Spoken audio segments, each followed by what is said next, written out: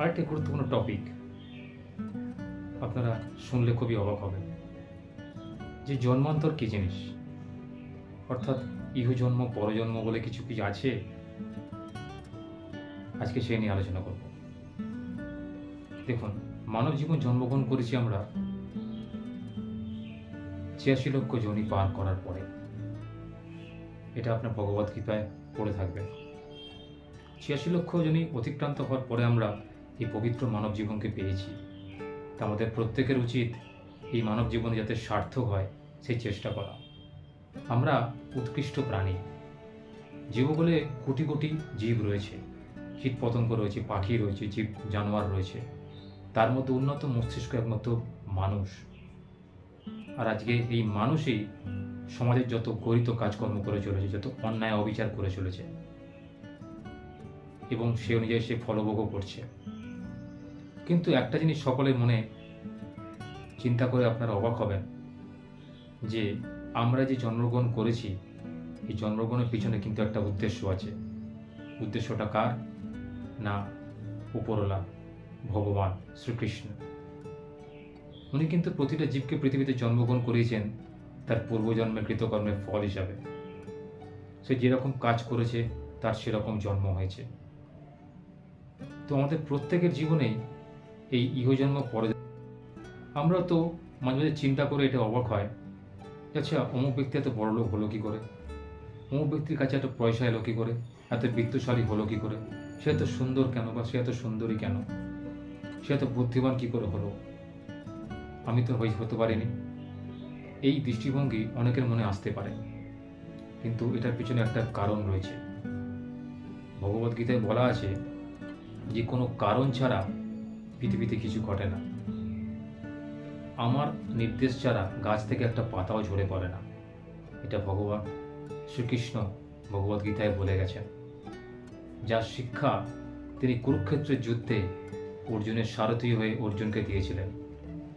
যে দায়িত্ব কি, সমাজ কি, জীবন কি, জীবনের উদ্দেশ্য কি, তুমি কে, কেন পৃথিবীতে এসেছো, এইসব জিনিস। তো আমরা পৃথিবীতে এসেছি একটা উদ্দেশ্য নিয়ে। পূর্বজন্মে যা কাজ করেছি, যদি কোনো খারাপ কাজ করে থাকি তার ফলস্বরূপ পৃথিবীতে আমাদের জন্ম হয়েছে। কেউ গরিব ঘরে, কেউ মধ্যবিত্ত ঘরে, কেউ বড় লোকে ঘরে, কেউ আবার হতদরিদ্র, কেউ ভিখারি, কেউ অন্ধ, কেউ খোঁড়া, বিভিন্ন রকমের লোক পৃথিবীতে রয়েছে। যে যার কৃতকর্মের ফলস্বরূপ তারা পৃথিবীতে জন্মগ্রহণ করেছে। তো একটা পূর্বজন্মগুলো তো জিনিস থেকেই থাকে। আর ইহজন্ম মানে এই জন্মে যা কাজ করছি সেটা। আপনারা তো মনে হতে পারে এই জন্মে যারা অন্যায় অবিচার করছে, পাপ কর্ম করছে, লোককে মারছে, মানুষের মুখের গ্রাস কেড়ে নিচ্ছে, লোকের ক্ষতি সাধন করছে, আর্থিক ক্ষতি, শারীরিক ক্ষতি, মানসিক ক্ষতি সাধন করছে, তারা কি করে দিব্যি বেঁচে রয়েছে। তো দেখুন, একটা জিনিস আপনাদের বলি, ইহজগতে যারা জানবেন খুব সুখে রয়েছে, প্রচুর অর্থ উপার্জন করছে, হ্যাঁ, তারা অন্যায় বিচার করা সত্ত্বেও তাদের কোনো ক্ষতি সেরকম দেখতে পাচ্ছেন না। অথচ আপনি সৎ পথে রয়েছেন, আপনি কেন এত দুঃখ ভোগ করছেন? এর পিছনেও গীতার সারাংশ আছে।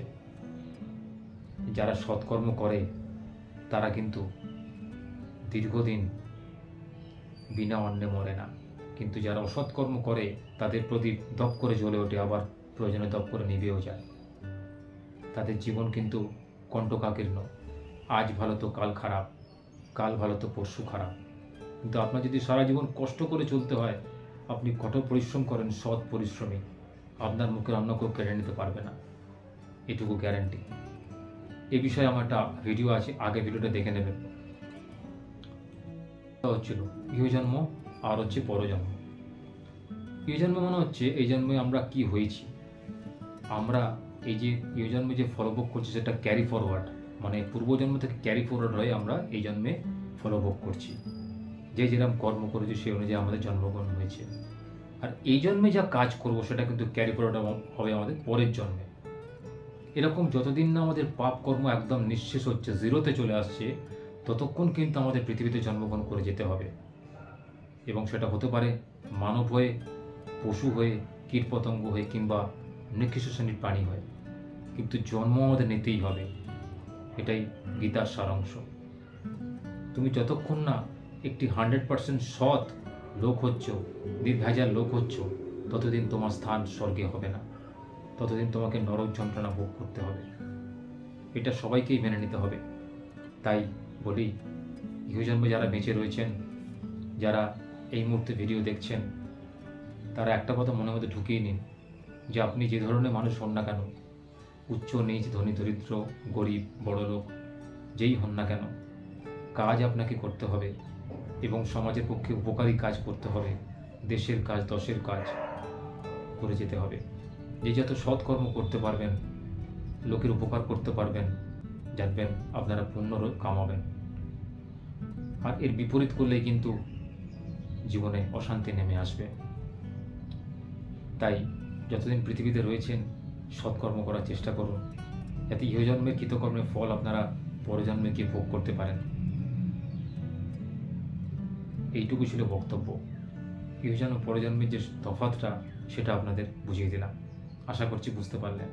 আমার কথাগুলো ভালো লাগলে অবশ্যই একটু লাইক করে দেবেন। আর চ্যানেলে যারা নতুন তাদেরকে অনুরোধ, চ্যানেলটা সাবস্ক্রাইব করে রাখতে পারেন।